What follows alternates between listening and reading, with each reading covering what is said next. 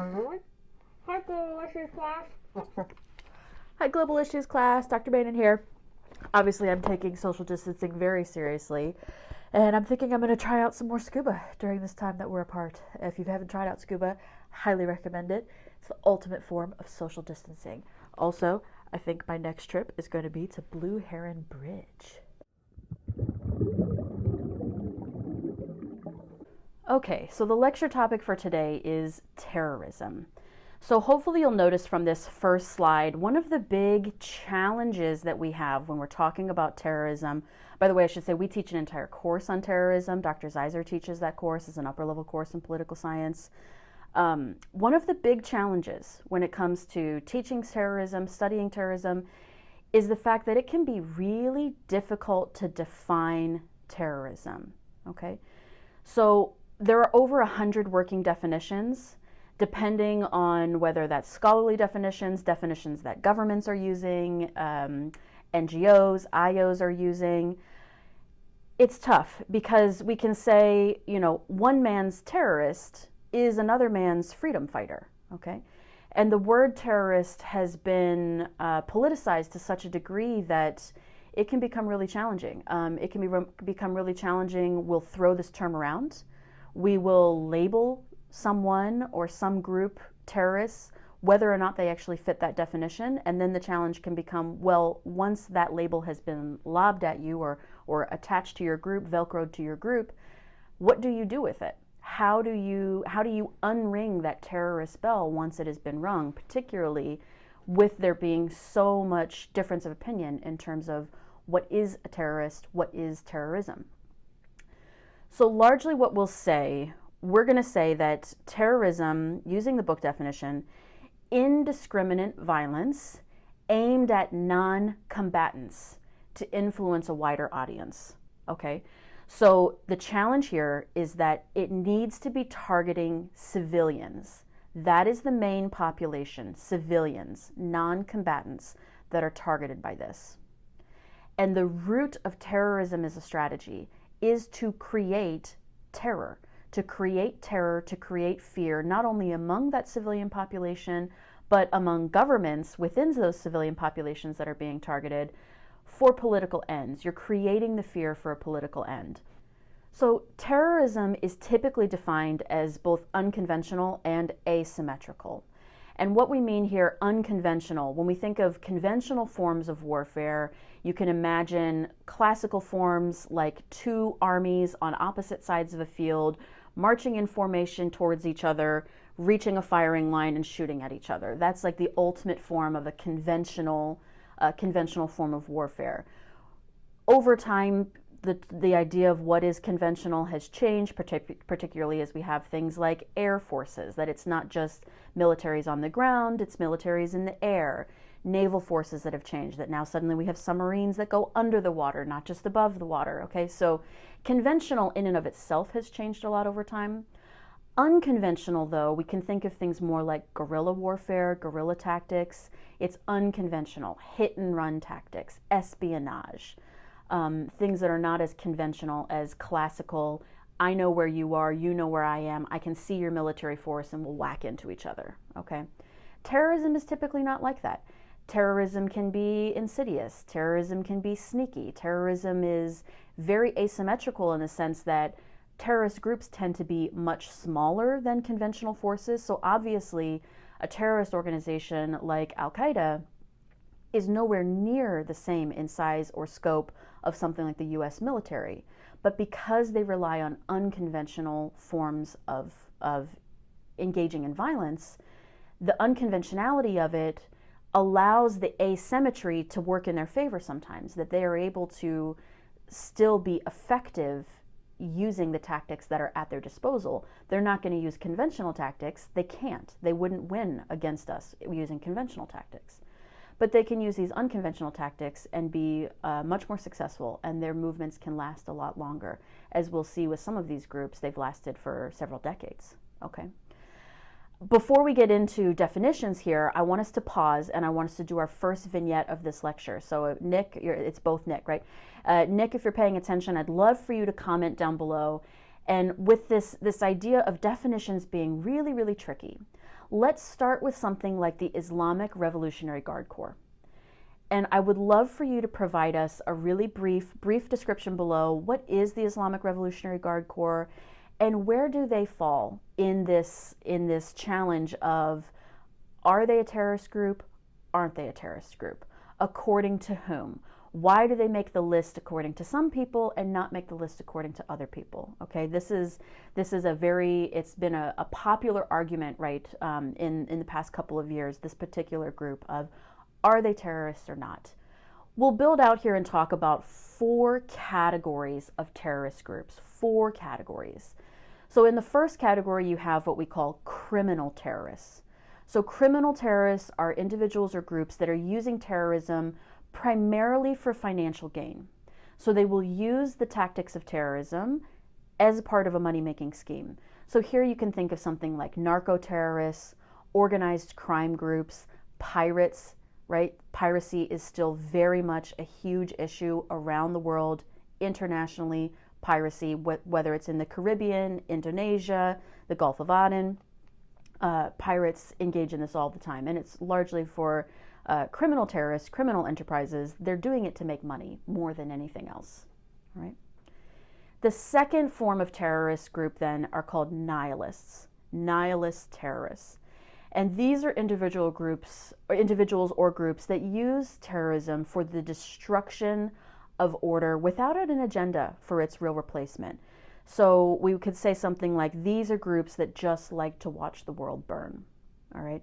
Their goal is to create destruction. Their goal is to create fear, to create chaos, and they don't necessarily have a plan for what comes next. They're just creating chaos in the moment. A couple of groups that you could see linked to this might be something like the Red Brigades from Italy, the Weather Underground here in the US, and a number of other groups that they just like to cause chaos. They like to cause fear. Fear is in and of itself the end goal. All right. The third group then of terrorists is nationalist terrorists. So these are individuals or groups of people that typically have some kind of ethnic or cultural identity in common with each other, and they tend to engage in acts of terror in pursuit of interests of their group. So examples here could be something like the Irish Republican Army, the IRA, the Palestinian Liberation Organization, the PLO, where they're engaging in acts of terror in promotion of the needs, the wants, the political agenda of their particular ethnic, cultural, religious group. Okay, so that's nationalist terrorists. So we've got criminal, we've got nihilist, we've got nationalists. The fourth one then that we can talk about are revolutionary terrorists. And these are individuals or groups who engage in terrorism in pursuit of broader regional transformation of the social order, the political order, often both of those at the same time. So you can think of here groups like Al-Qaeda, Boko Haram, Islamic State, many of the fundamental jihadist movements.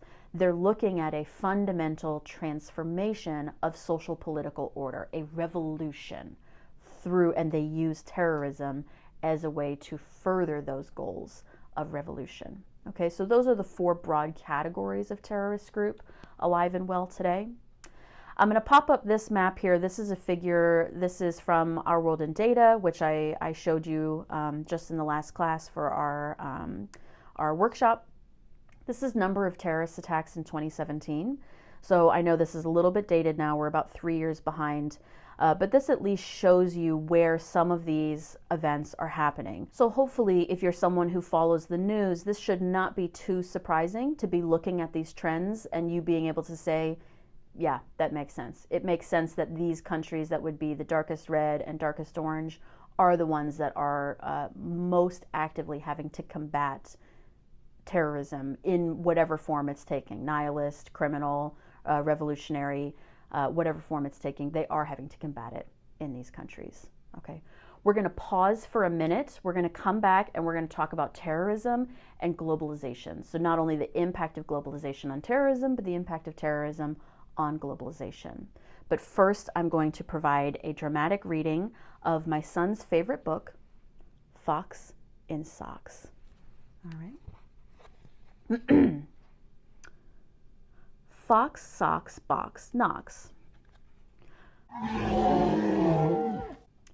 Okay, and we're back to talk about terrorism and globalization. So when we look at the impact that globalization has had on terrorism, there are three broad explanations that we can explore for how has globalism impacted terrorism. So the first one we can talk about is cultural explanations.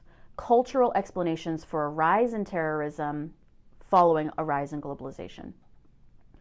So cultural explanations are things like the idea that the spread of liberal capitalism can overwhelm and threaten the identity of groups. Okay, so they feel fundamentally that their identity, their religious, their ethnic, their cultural identity, their value system are under threat by the spread of liberal capitalism. Tied to that is aversion to, in particular, if we think who is the strongest spreader of liberal capitalism, it's the US. It's aversion to, in particular, us, the US values, US cultural values, US hegemony. I've dealt with this as well in Malawi. This came up a lot when I would be interviewing chiefs, and they would be talking about, that's my job. My job is to protect our culture, the Chewa culture, the Yao culture.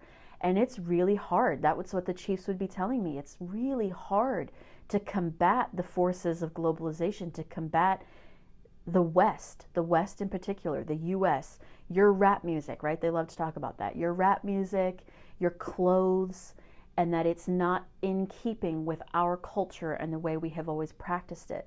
And I do the best I can to slow this assault on our culture, but I'm only one person. I can't stop it forever. I cannot hold back this tide forever, okay? So around the world, you do have this feel of terrorism emerging as a reactionary response to my culture is disappearing at the expense of your culture. My values are disappearing at the expense of your values, and that cannot happen, okay? The second aspect then of how we see globalization impacting a rise in terrorism are these economic explanations. And again, we're turning to liberal capitalism. And that for many around the world, we can hearken back to our Marxism lecture where we talked about world systems theory. We're going to be talking about it in a couple of the lectures upcoming as well. This challenge that for many, countries like the US might see liberal capitalism as this savior force, as the best way forward, as the way things should be, so that it can be this great equalizer and this great improver of society, both economically, politically, culturally. But for many people around the world, it is nothing more than new Western imperialism, right? It's not you're coming here to help me, it's you're shoving it down my throat, and I don't want it. Stop trying to force feed me your culture and your language and your norms and your clothes and your expectations. I don't want it. So again, it becomes a very strong reaction to these economic expectations. You also have challenges of things like the actions and policies of major international organizations. Think the World Trade Organization, the World Bank, the IMF. They tend, from the perspective of the Global South, most of the agreements, most of the actions, most of the policies set by these IOs are not favorable to the Global South. So who are they favorable to? Obviously, they're favorable to Western countries, in particular the US. The US has the heaviest vote. They use a weighted voting system where the strongest economies, the most powerful economies, get the largest say in organizations like the World Trade Organization. So it's natural that we get the best incentives, the best rates, the best tariffs, the best taxes, whatever the different rates are going to be. Everything is to our advantage, and we have the say to make that happen. So a lot of countries in the Global South feel like this is not in our best interest. And so I am willing to turn to something like criminal terrorism to protect my interests and to make money where I can make money. I'm not going to make money your way. You've rigged this game so that I can't win it. I'll make money my way. Okay. The last thing that we can think here, and this is what gets the most airtime when we're looking in international media, is religion. religion and new terrorism as a driving force, not only with globalization, but with terrorism, is the idea that motivations behind terrorist activity can be largely religious. And so something like global jihad. Global jihad is seen as a reaction to the perceived oppression of Muslims, coupled with all these other things that I've been talking about. Economic pressure, cultural pressure, religious pressure. It becomes a pressure cooker situation, and that lid is going to pop off. And you're going to have terrorists emerge out of this situation, out of this, not only, yes, you do have some greed situations, but overwhelmingly, the rise in terrorism as a result of globalization has been a rise in grievance-themed terrorists. Okay. So when we look at globalization, and in particular this idea of technology and globalization, technology has been a driving force of globalization. It has also been a driving force of terrorism. So the book outlines 5 improved capabilities of terrorist groups across these 5 broad categories. So the first is proselytizing. Improvements to technology have made it a lot easier for terrorist groups to proselytize, to recruit people into their movement. Guys, they're using social media the same as we are. They're using YouTube, they're using Twitter, they're using Facebook, they're regularly creating accounts, they're using Reddit, they're doing subreddits. You know, you can fall down these rabbit holes. There's a lot of really fascinating videos out there about how a lot of these terrorist organizations are recruiting via organizations like Reddit, like 4chan. Okay. It also aids in things like coordination, security, mobility, lethality. All of these different aspects are improved through improved technology. So coordination, the same thing like with Arab Spring protesters being able to coordinate via Twitter and Facebook to get people to the streets, you can coordinate terrorist groups the same way. Okay, so you can basically take any element of technology that we have used to our advantage. Online banking. Okay, online banking helps terrorist groups too. They online bank. All right, so take any of the positives that we can have on this side of the column, positives of globalization and technology spurring globalization. You can take all those positives and say, and also terrorists. Okay. So we'll pause here for a second. This is going to be our second vignette. I would love for Other Nick to comment down below. Tell us a little bit about Boko Haram. Maybe what you want to specialize in and focus on is tell us a little bit about their use of social media, their use of YouTube, creating videos. That's how they did a lot of their initial work, their initial recruiting. They did lots of online presence material, even more so than actually attacking or taking control of areas of Nigeria. I would love for you, Nick, tell us a little bit about Boko Haram, and then tell us a bit about how they have used, in particular, technology to their advantage, whether it's coordination, proselytizing, mobility, etc.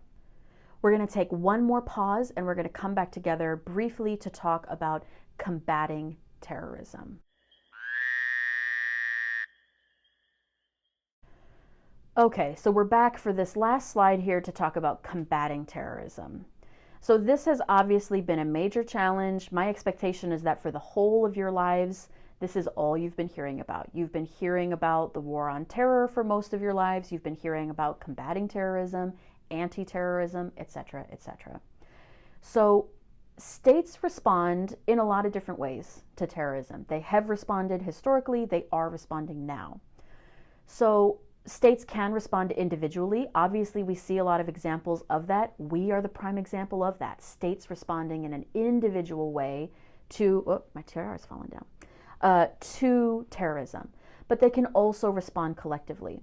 So whether it's through something like NATO, like the EU, like the African Union, you can respond individually, you can respond collectively. So some of the things that states have been doing to combat terrorism: they've obviously passed a horde of anti-terrorism laws. These take a lot of different shapes and forms, whether it's terrorism on the high seas, whether it's terrorism of like air hijacking, plane jacking, things like that. Preventative security measures at airports. creating specialized anti-terrorist and military groups, things like the National Counterterrorism Center, and then improved information sharing across states. Now, what's important that the book highlights here is that, particularly when it comes to improved information, this has not always gone well. And I'm sure you guys can be thinking about what states might be better at this than others. Okay, so in particular, if we imagine what theoretical perspective, I'm going to take this off, it keeps flipping. What theoretical perspective might you be coming from that would make you better or worse at engaging in across state line communication of terrorist threats? Hopefully what you're thinking is liberal states are better at this than realist states, because realist states are still very much invested in my own self-interest, my own security. Realists like to keep secrets. They like to keep information to themselves, even to the detriment of other states. I don't care about you as much as I care about me. So if I have information that I need to keep quiet, I will do that. Compare that to liberal states that are much more open and flexible with sharing information. There's also something to be said for the fact that there are strong differences of opinions across states as to strategy, what actually is going to work to combat terrorism. Namely, states are very, very torn about this idea of a war on terrorism. So a lot of states argue that this is a crime. This is a crime just like drug trafficking or prostitution or what have you.